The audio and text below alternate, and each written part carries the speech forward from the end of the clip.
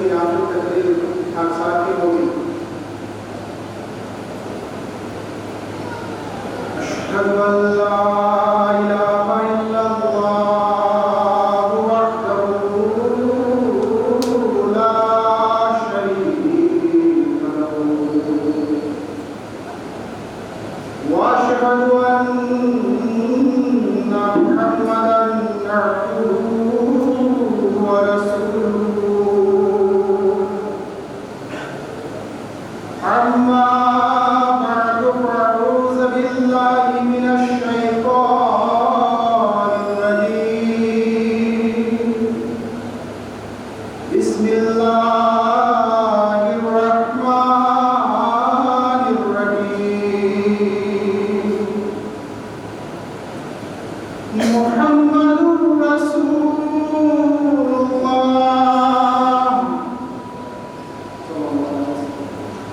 الذين معه أشداء على الكفار ورحماء بينهم قابل عزت احترام صدر اجلاس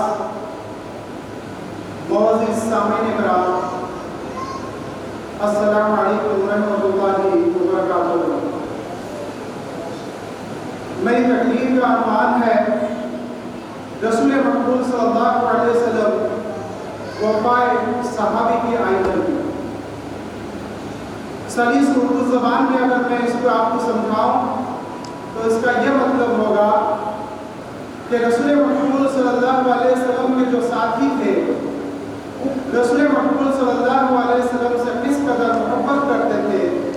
کہ آپ پر اپنی جان نثار کرتے تھے اور فلی ڈیڈیکیٹڈ تھے پروفٹ محمد مصطفیٰ صلی اللہ علیہ وسلم کے لیے۔ ابھی قرآن مجید کی جس آیت کریمہ کی سورہ فتح کی میں نے تلاوت کی ہے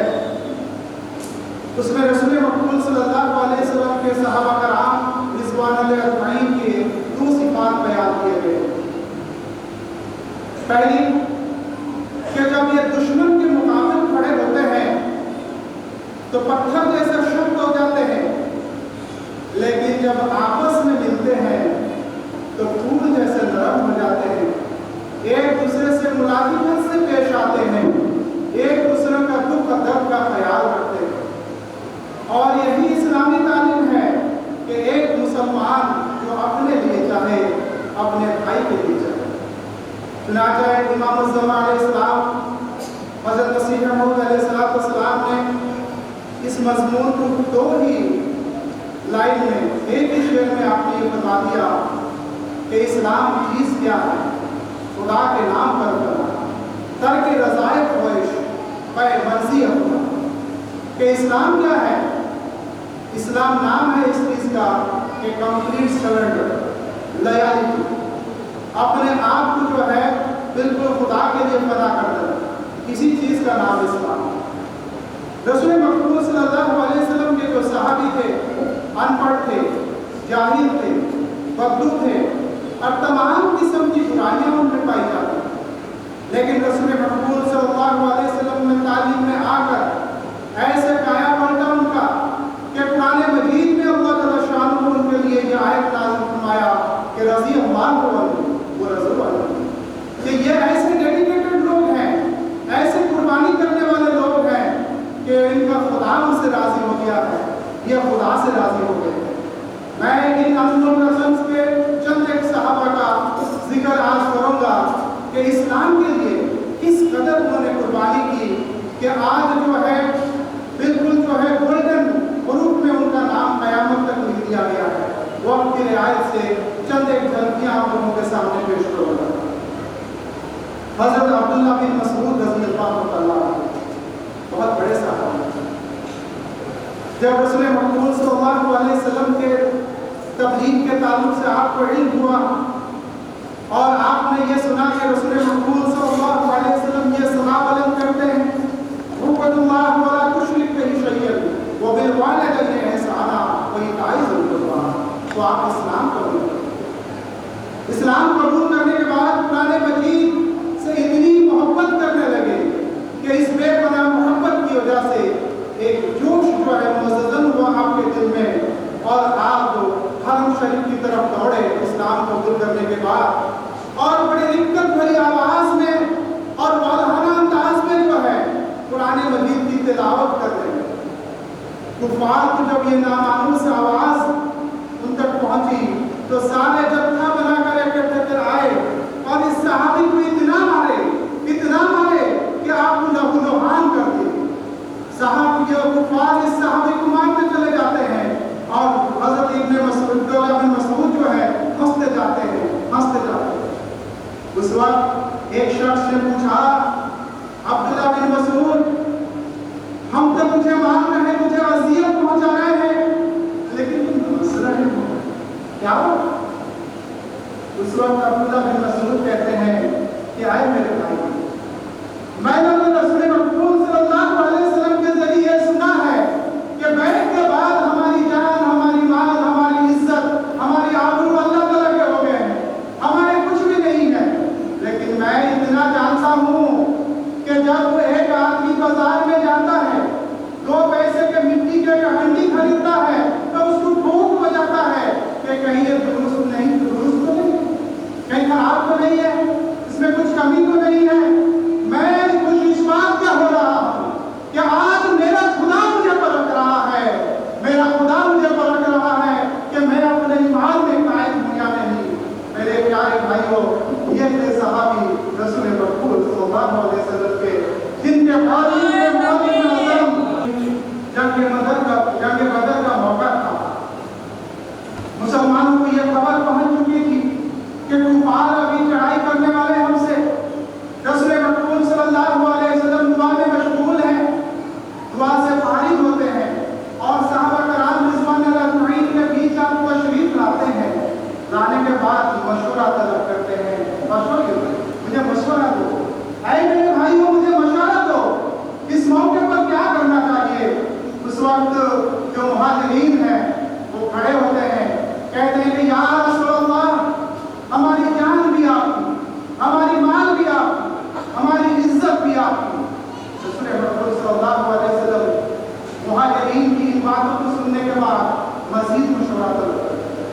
اور کہتے ہیں کہ مجھے مزید مشورہ دو، مجھے مزید مشورہ دو۔ چنانچہ حضرت مقداد بن مسعود جو انصار میں سے تھے، مدینہ کے تھے، بڑے کتنے شناس صحابی تھے، آپ کو احساس ہو گیا کہ شاید حضرت محمد مصطفیٰ صلی اللہ علیہ وسلم ہم انصار سے مشورہ چاہتے ہیں، اور اس وقت آپ کھڑے ہوتے ہیں، بڑا اول والا انگیز تقریر کرتے ہیں، آپ کہتے ہیں کہ یا رسول اللہ، ہم موسیٰ کی صحابی کی طرح یہ نہیں کہیں گے کہ اے موسیٰ تو جا اور تو اور تیرے خدا آپس میں دشمن سے لڑ، ہم تو یہیں بیٹھیں گے، بلکہ ہم تو وہ تعلیم پائے ہیں آپ سے کہ ہم آپ کے آگے بھی لڑیں گے، ہم آپ کے پیچھے بھی لڑیں گے، ہم آپ کے بائیں بھی لڑیں گے، ہم آپ کے دائیں بھی لڑیں گے، اور دشمن آپ تک نہیں پہنچ سکتا جب تک ہماری لاشوں کو رولتے ہوئے آگے نہ چلے۔ یہ تھے صحابی رسول مقبول صلی اللہ علیہ وسلم جو اسلام کے لیے بڑی بڑی قربانی پیش کرتے تھے، اور یہ صرف منہ کی باتیں نہیں تھی، وہ وقت بھی آیا کہ صحابہ نے اس کو جو ہے بالکل ثابت کر کے دکھایا۔ حضرت طلحہ رضی اللہ تعالیٰ جنگ احد کا موقع ہے، تیر کی بوچھار حضرت رسول کریم صلی اللہ علیہ وسلم کی طرف کفار کر رہے ہیں۔ دشمن یہ چاہتا ہے کہ آج حضرت محمد مصطفیٰ صلی اللہ علیہ وسلم کو صفائے ہستی سے مٹا دے، لیکن اس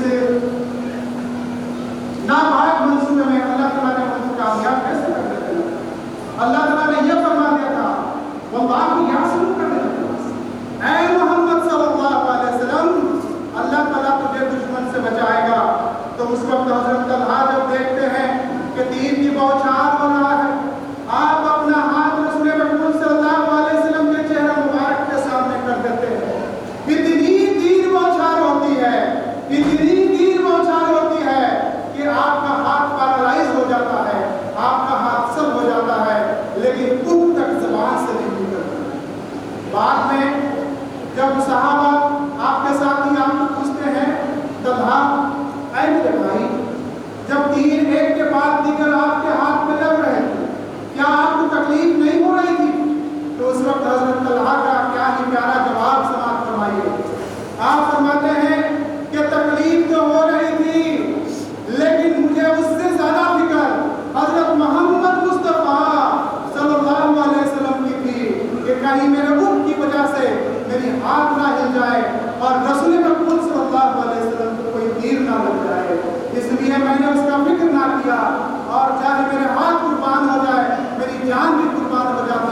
وہ بھی ان سے مضبوط تھا۔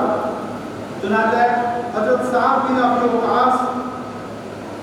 یہ بھی ایک اکابر صحابہ ہیں، انہیں بھی اسلام قبول کر لیا۔ جب اسلام قبول کر لیا تو ان کی امی نے ایک عجیب و غریب ہٹ دھرمی شروع کر دی۔ دھارنا میں بیٹھی گئی ان کی امی جو ہے، اور امی نے شرط لگا دی کہ تو اسلام سے جو ہے توبہ کرے گا اور دوبارہ اپنے باپ دادا کے دین میں واپس آئے گا، اور جب تک تو اپنے باپ دادا کے دین میں واپس نہیں آئے گا اس وقت نہ میں کھانا کھاؤں گی نہ پانی پیوں گی۔ اس پیارے صاحب نے کیا جواب دیا؟ میں جو تاریخ کی کتاب میں جو مرحوم ہے میں وہ الفاظ پیش کرتا ہوں جو ہم سب کے لیے جو ہے قابل مثال ہے اور ہم سب کے لیے رہنما ہے۔ یہ صحابی کہتے ہیں کہ اے میرے ماں، میرے دل میں تیری محبت اور قدر و منزلت ہے، لیکن اس سے زیادہ محبت آپ حضرت صلی اللہ علیہ وسلم اور آپ کے لائے ہوئے دین سے، اس لیے ہمدردی کی راہ سے کہتا ہوں کہ بلا وجہ کی ضد کو ترک کر دے، ورنہ یاد رکھنا اگر تجھے 100 کالی باتیں ہوئی ہیں اور 100 مرتبہ میرے سامنے تیری جان نکلتی رہے گی، تب بھی میں حضرت رسول اکرم صلی اللہ علیہ وسلم کا دامن نہیں چھوڑوں گا اور میں اسلام کو خیر بات نہیں کہوں گا۔ کتنا ایمان، کتنا ڈیڈیکیشن رسول اکرم صلی اللہ علیہ وسلم کے تعلق سے، اور امی ضد کرتی ہے کہ لوٹا اپنے باپ دادا کے دین کو، لیکن یہ صحابی کہتا ہے کہ میں تو صداقت کو پا چکا ہوں۔ اور یہی قرآن مجید کی تعلیم ہے کہ جب تک تمہاری ماں باپ تمہیں شکر کرنے کے لیے نہ کہیں اس وقت ان کو خوب تک نہیں کہنا۔ اور اس صحابی نے قرآن مجید کے اس تعلیم کو بالکل امپلیمنٹ کر کے دکھایا کہ ان کی امی نے جب ان کو شکر کرنے کے لیے کہا، ان کا یہ جواب رہا کہ نہیں، اگر اللہ تعالیٰ آپ کو سائے زندگی دے، 100 بار آپ میرے سامنے مرے، تب بھی میں رسول مقبول صلی اللہ علیہ وسلم اور دین اسلام کو نہیں چھوڑ سکتا۔ حضرت سعد بن ربیع بڑے جنگجو صحابی، جلیل القدر صحابی، جنگ احد میں لڑتے لڑتے زخمی ہوئے۔ چنانچہ رسول مقبول صلی اللہ علیہ وسلم نے عبیہ بن کعب کو بھیجا کہ جاؤ ذرا سعد بن ربیع کا کیا حال چال ہے، جب یہ میدان چیک کر کے دیکھو۔ جب عبیہ بن کعب سعد بن ربیع کے پاس پہنچتے ہیں تو ان کی آخری سانسیں چل رہی ہیں۔ یہ صحابی جاتے ہیں، کہتے ہیں کہ اے میرے بھائی، اگر کوئی پیغام دینا ہے تو دے دو، تمہارے گھر والوں کو میں پیغام دے دوں گا۔ عموماً یہی دیکھا جاتا ہے کہ آخری وقت میں ہم یہ کہتے ہیں کہ فلاں پراپرٹی اس کو دے دینا، فلاں جائیداد اس کو دے دینا، میرے بیٹے کو یہ کہہ دینا، لیکن یہ صحابی پر قربان جائیں کہ کیا جواب دیتے ہیں کہ اے میرے بھائی، مسلمانوں کو میرا سلام پہنچا دینا، اور ایک کام میرا اور کر دینا، میری قوم سے کہنا کہ اگر تمہاری زندگی میں رسول مقبول صلی اللہ علیہ وسلم کو کوئی تکلیف پہنچے گی تو یاد رکھنا کہ خدا کے حضور تمہارا کوئی جواب اور کوئی حضور قابل سماعت نہ ہو۔ آخری وقت میں ایک میسج صحابی دیتے ہیں کہ رسول مقبول صلی اللہ علیہ وسلم ہمارے درمیان تشریف فرما ہے، خدا کے رسول خاتم النبی صلی اللہ علیہ وسلم ہمارے درمیان تشریف فرما ہے۔ یہ ایک قیمتی وجود ہے، اس قیمتی وجود کو اگر ہماری کسی کوتاہی، ہماری سستی کی وجہ سے کسی قسم کی تکلیف پہنچ گئی تو خدا ہمیں معاف نہیں کرے گا۔ یہ تو میں چند صحابی کا ذکر کیا، میں چند صحابیات کا بھی ذکر کرنا چاہتا ہوں کہ عورت بھی اسلام کی جو قربانی کے معاملے میں، ڈیڈیکیشن کے معاملے میں پیچھے نہیں تھے۔ ایک واقعہ میں بیان کرتا ہوں، جنگ احد کا ہی واقعہ ہے۔ جب یہ مشہور ہو گیا کہ رسول مقبول صلی اللہ علیہ وسلم کی نوزویدہ نسائی کی وفات ہو گئی ہے، تو مدینہ کے جو عورتیں ہیں وہ مدینہ کے باہر چلی گئی کہ کوئی آ رہا ہے، وہ ان سے کوئی خبر لے کے آ رہا ہوگا۔ تو ایک عورت جو ہے وہ بھی جو ہے باہر چلی گئی اور دیکھا کہ کوئی ایک صحابی ادھر سے آ رہے ہیں، یہ آگے بڑھی، السلام علیکم عرض کیا اور کہا کہ اے میرے بھائی، رسول مقبول صلی اللہ علیہ وسلم کا کیا حال ہے؟ وہ صحابی جن کو معلوم تھا کہ رسول مقبول صلی اللہ علیہ وسلم کا حیات ہے، آپ کو تکلیف میں پہنچی ہے لیکن آپ زندہ ہیں، اس کو اطمینان تھا، اس لیے اس نے کہا کہ اے میری بہن، تیری باپ کی شہادت ہے، تیرے باپ جو ہے گزر گیا تھا کہ وہ وقت میں۔ وہ صحابیہ فرماتی ہیں کہ نہیں رسول مقبول صلی اللہ علیہ وسلم کے تعلق سے مجھے بتاؤ۔ تو اس وقت وہ صحابی اس کو کہتے ہیں کہ تیرا بھائی بھی شہید ہو گیا۔ وہ صحابیہ کہتی ہیں کہ میں اپنے باپ کے تعلق سے، اپنے بھائی کے تعلق سے تمہیں نہیں پوچھ رہا ہوں، مجھے تو رسول مقبول صلی اللہ علیہ وسلم کی خیر و عافیت کی خبر چاہیے۔ اس وقت وہ صحابی پھر جواب دیتے ہیں کہ اے میری بہن، بڑی افسوس کے ساتھ مجھے یہ کہنا پڑ رہا ہے تیری شوہر بھی شہید ہو گئی۔ اس وقت وہ دل ملا جاتی ہے اور کہتی ہے کہ کیا تمہیں سمجھ میں نہیں آ رہا؟ میں ان سب کے تعلق سے نہیں پوچھ رہی ہوں، میں تو صرف پوچھ رہی ہوں میرے آقا، میرے مولا سیدنا مولانا حضرت محمد مصطفیٰ صلی اللہ علیہ وسلم کی خیر و عافیت مجھے بتاؤ۔ اور جب وہ صحابی کہتے ہیں کہ میری بہن، رسول مقبول صلی اللہ علیہ وسلم بالکل ٹھیک ہے، کوئی گھبرانے والی بات نہیں ہے، اس وقت وہ صحابیہ کے منہ سے یہ کلمات آخری میں نکلتے ہیں، کل مصیبت بعد قدر، کہ اے میرے آقا، اے میرے مولا حضرت محمد مصطفیٰ صلی اللہ علیہ وسلم، آپ زندہ ہیں تو پوری کائنات زندہ ہے، مجھے کوئی مصیبت ٹچ نہیں کر سکتی، کوئی مصیبت مجھے قلب و بلا میں مبتلا نہیں کر سکتی، کیونکہ آپ زندہ ہیں، اس سے بڑھ کر کوئی گھبراہٹ نہیں۔ پھر ایک اور صحابی حضرت سعد بن معاذ کی امی ہے، آنکھوں کو دکھتی نہیں تھی، کمزور بینائی، جب یہ آواز پہنچ جاتی ہے کہ رسول مقبول صلی اللہ علیہ وسلم زندہ ہیں، تو مدینہ کے چند عورتیں رسول مقبول صلی اللہ علیہ وسلم کے استقبال کے لیے مدینہ کے باہر چلی آتی ہے۔ ان جمع غفیر میں ایک کمزور اور ناتواں ایک بوڑھی عورت جو ہے سعد بن معاذ کی امی، اپنی پھٹی ہوئی آنکھیں بینائی کے ساتھ نور چشم حضرت محمد مصطفیٰ صلی اللہ علیہ وسلم کو تلاش کرتی رہتی ہے کہ میں نے سنا ہے میرے آقا و مولا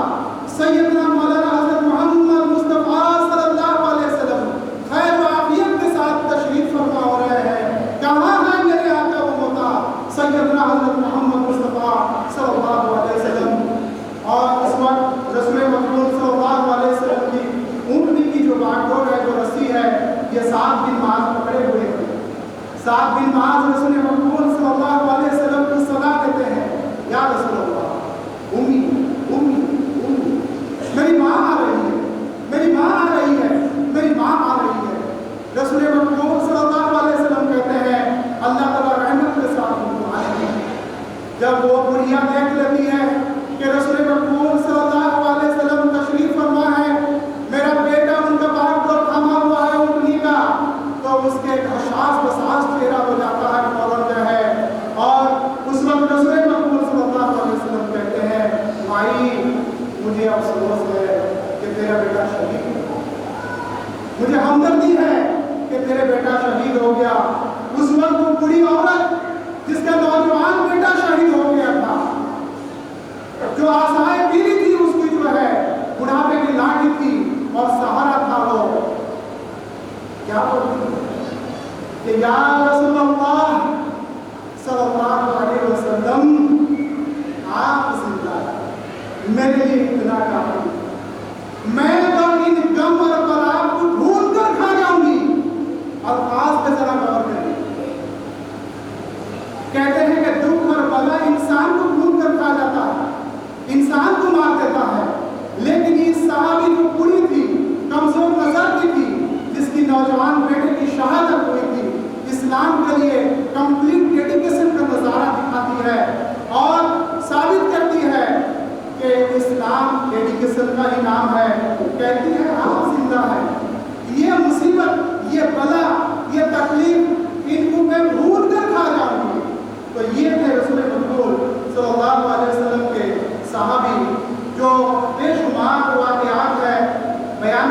لیے، لیکن وقت اس کی اجازت نہیں دے رہا، کیونکہ اس کے بعد ہمارے صدر اجلاس نے بھی مخاطب ہونا ہے، دعا ہونی ہے، لوگ باہر سے بھی تشریف لائے ہوئے ہیں، ان کو اپنے گھر بھی جانا ہے، اس لیے میں اسی کے ساتھ اپنی اس تقریر کی دعا کرتا ہوں۔ اللہم صلی علی محمد وعلی آل محمد وبارک وسلم انک حمید